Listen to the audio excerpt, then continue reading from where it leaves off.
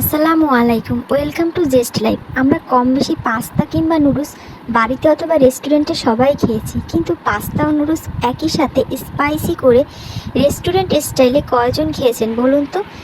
চলুন দেখে নেওয়া যাক এই ভিন্নধর্মী মজাদার রেসিপিটি বাড়ির উপকরণ দিয়ে কিভাবে তৈরি করলাম। প্রথমে আমি এই কাপটা মেপে 4 কাপ পানি দিয়ে নিচ্ছি। এটাতে আমি পাস্তাটা সিদ্ধ করব, আর 1 টেবিল চামচের মতো লবণ দিয়ে দিচ্ছি, আর 1 টেবিল চামচ তেলও দিয়ে দিচ্ছি। এটা দিয়ে আমি পাস্তাটা খুব ভালোভাবে সিদ্ধ করে নেব। ফুটে উঠলেই আমি পাস্তাটা এটার সাথে অ্যাড করে দেবো। এই যেটা ফুটে গেছে, আমি পাস্তা দিয়ে দিচ্ছি। এবার খুব ভালোভাবে অনেকটা সময় নিয়ে এটাকে ফুটিয়ে নিতে হবে যেন পুরোপুরি সিদ্ধ হয়। এটা 90% সিদ্ধ হলেই আপনারা এটাকে তুলে ফেলবেন। এই যে আমার পাস্তাগুলো একদম তৈরি। এরপর আমি নুডলস সিদ্ধ করে নিচ্ছি।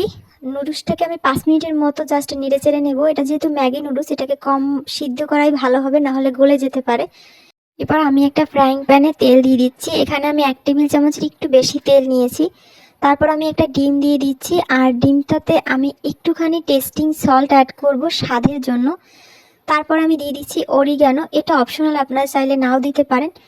এরপরে আমি দিচ্ছি একটু গোলমরিচের গুঁড়ো। আমি যেহেতু এটাকে একটু স্পাইসি করব, এই কারণে আমি গোলমরিচের গুঁড়োটা অ্যাড করছি। আপনারা যদি ঝাল কম খেতে চান সেক্ষেত্রে এটাকে অ্যাভয়েড করতে পারেন। এবার খুব ভালোভাবে আমি এটাকে নেড়ে চেড়ে নেব। এটাকে খুব সুন্দরভাবে নাড়তে হবে যাতে মশলাগুলোর গন্ধ না আসে। আর তারপরে দিয়ে দিচ্ছি পেঁয়াজ কুচি। এখানে আমি 2টো পেঁয়াজ নিয়েছিলাম মিডিয়াম সাইজের। এটাকে ভালোভাবে নেড়ে চেড়ে নেব। তারপরে আমি দিয়ে দিচ্ছি কাঁচামরিচ। স্পাইসি করার জন্য কাঁচামরিচটাকে আমি কেটে নিয়েছি 2 ফালি করে। এরপর অনেকটা সময় নাড়াচাড়ার পর আমি একটু লবণ দিয়ে দিচ্ছি, সামান্যই দেব।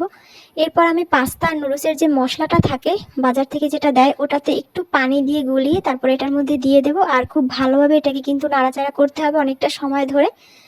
তো এই যে আমি মিডিয়াম যে নর্মাল টেম্পারেচারের যে পানিটা, ওটাই কিন্তু অ্যাড করেছি এটার সাথে।